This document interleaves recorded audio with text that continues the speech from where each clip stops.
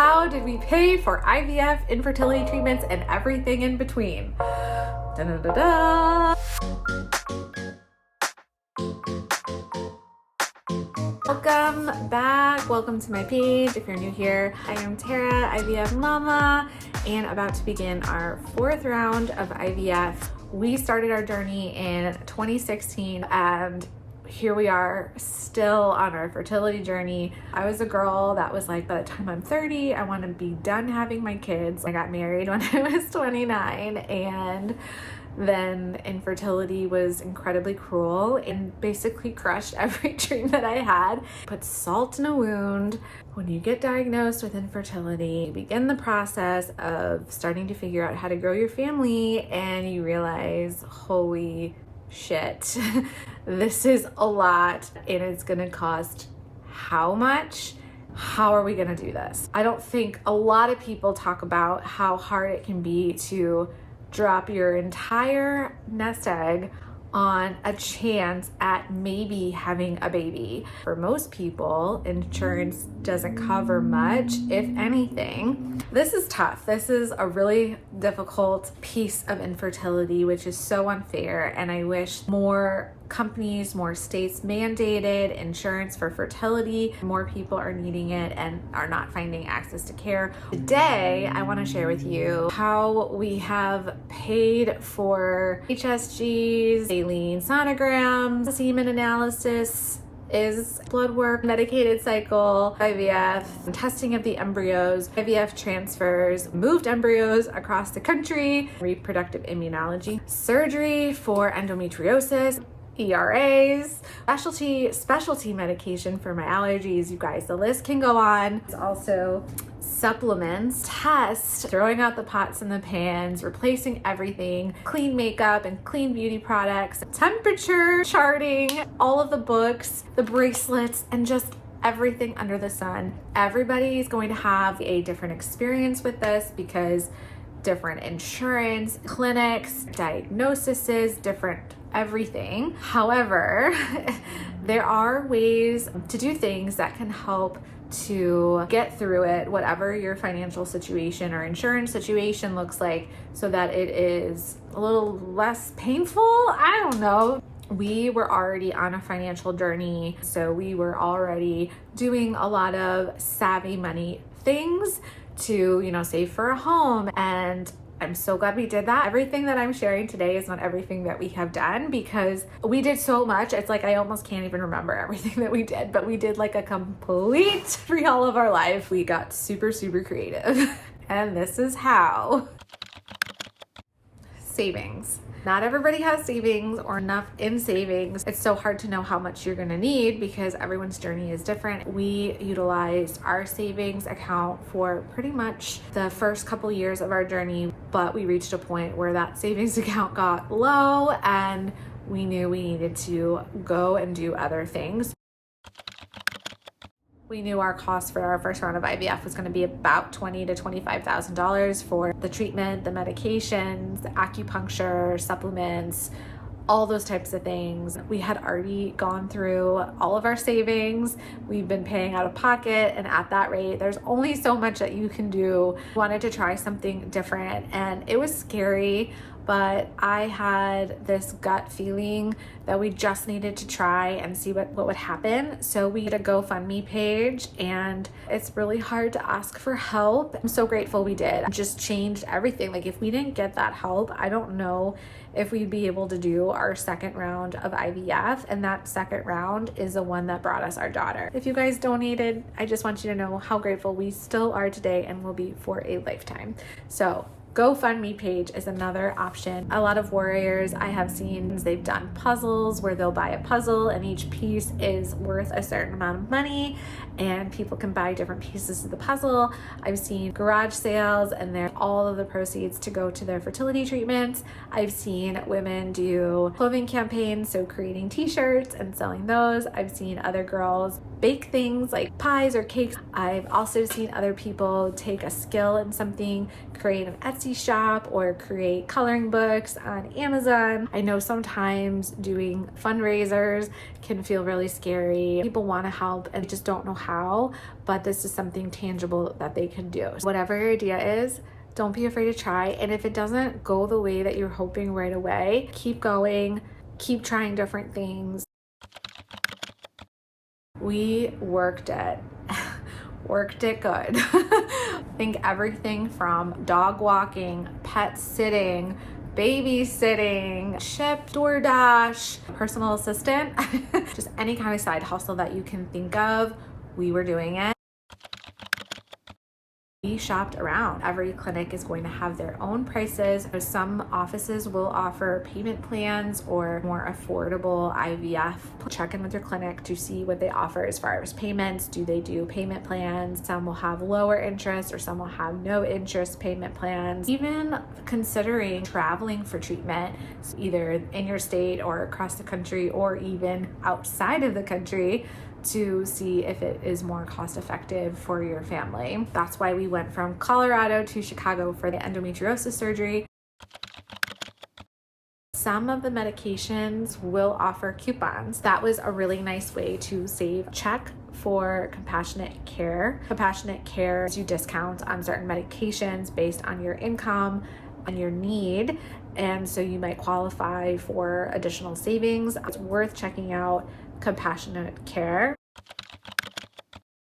Fertility grants. You definitely applied to a number of grants. There are so many places, so many organizations that want to help. It might feel like I'm never going to get picked, but somebody somewhere is going to get picked. It could be you. It is money that can help you on your journey. I didn't know this at the beginning, but you can order medication from really anywhere in the country or, once again, out of the country.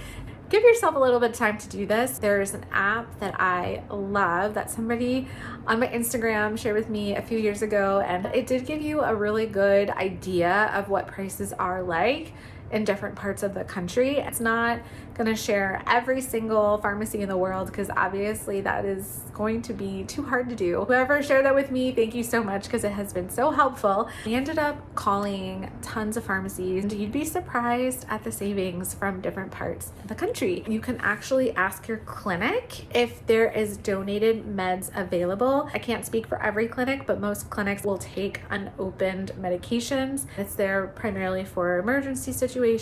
I have also needed to do this, so definitely utilize whatever resources you can.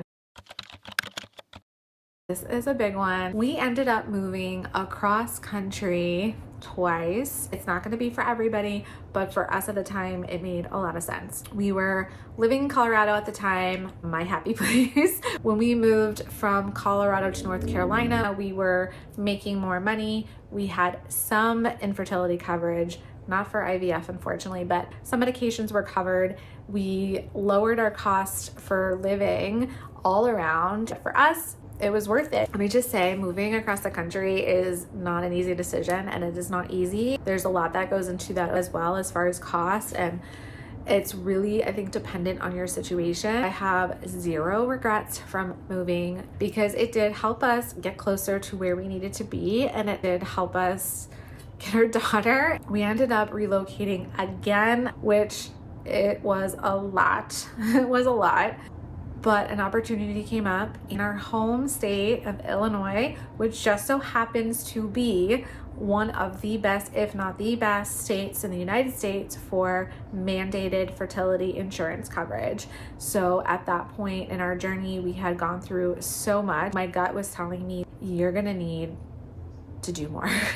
You're gonna need more support. And we couldn't really look away at that point because for us, we knew that yes, it's another move, yes, it's another change, it's all these things, but The payoff has been amazing because we have been on this journey for so many years without infertility insurance coverage, and it was so incredibly difficult. And to feel a little bit of a weight lifted off your shoulders while you're in the trenches of infertility is really helpful. And like I said, not for everybody, but I'm just going to throw it out there. Even though it was hard at times and it was a lot, and I still feel like I'm getting my life in order, for us it was worth it, and I am so grateful we did it. We said no to so much. If it wasn't in our budget, it wasn't happening. Like, we just had to be really strict, and it was really hard because we couldn't do everything. We said no to bachelorette parties, bachelor parties, weddings. We said no to trips. We said no to nights out, concerts, like you name it. We were getting really creative with how could we still show up in some ways? You know, what do we do? How can we make this work? But a lot of times we just couldn't, and we had to say no, and we had to be okay with saying no. Let me tell you how hard that was, especially in a time in our journey when we were not sharing that we were going through infertility, and that was really hard. Shop around for different health insurance, car insurance, phone plans, compare companies, call and say, hey, I am a current customer, but I saw that you're offering this plan. Is there any way you could offer the same plan for us, or can you lower our bill? There's so many places that are willing to work with you, but just have to ask. And sometimes it's like, we don't know what we don't know, but it's worth a phone call or two. We actually stopped cable and we ended up getting Hulu and Netflix from our phone provider now. So there's just different ways of saving and getting creative with your spending so that you can put everything that you need into your fertility journey. This isn't going to be like a huge savings, possibly, but something worth talking to your tax professional about to see if you can write off your medications, all of your medical expenses. For some people, it might be worth it to write off all of the stuff that you did. There was definitely one year we were able to take advantage of that. The other years didn't really make sense for us, but we did get more in a refund that we were able then to basically like go back and just use for more fertility treatments. But hey, like $1,000 or $2,000, whatever it was, so helpful. We also utilize a 0% interest credit card. Now, there's a ton of different options out there. We tried to find the ones that offered the most payback time because we didn't know what was going to happen, and we just wanted to make sure we had that time available to us. I know sometimes it can be difficult to take out credit cards or loans. Just be mindful before you take it out. Just make sure you have a way to pay it back and have a plan set up so that you can do that as quickly as possible. Try to think about the whole picture. We looked for auto payments, so car insurance or our phone. If you do an auto payment, a lot of times they will actually take a deduction, a percentage off of your bill. And so that is something that we try to do whenever we can, because why not get the extra savings back? If you are a teacher or you work for the government, check where you can get saving. You'll be surprised how many companies, businesses offer additional savings. A lot of times they have partners and will give you additional discounts. So please don't be afraid to ask, like, hey, do I qualify for additional savings? Or Google, like, what stores give me discounts? Barnes & Noble, like clothing stores like The Loft. Like, there's so many places out there that can offer you additional savings. So definitely check those out. Not every employer will offer it, but it is a great way to save on health-related items. They are not taxed. There's a whole list of different things that you can use it for, but we were able to use our health savings account to really help us through a number of fertility-related expenses. We didn't have the HSA for as long as I wish we did, but for when we did have it, it was awesome. I changed the way that I shop day to day. I love to cook. I love food. I love baking. I love just all of it. So my grocery bill can get really high, and it's probably one of the budget items that is still one of our highest. but we just learned to shop in different ways. So depending on where you live, Aldi is a great place to shop. I can't get everything there, but I can get quite a bit, and it's a great place to go as a starting place, and then go from Aldi to your next place. We signed up for Costco membership. I didn't know at first if it was going to be worth it for us because it was just me and Glenn for so long, and I was like hesitant to do it, but I had heard from so many people that it is so helpful, so we did, and they were right. So you can get so much there, and I am just still shocked at the savings. And they have different membership options, so you can save even more based on your membership subscription. A lot of these places also have gas stations right there, so then you're going to save on gas as well. If you're a small family, I still highly recommend. There's also a place that we love called Thrive Market, kind of similar to like a Whole Foods, but it's online. It is a yearly membership, but you do get access to discounts. I love that they send everything right to my door, and it saves on me actually going physically to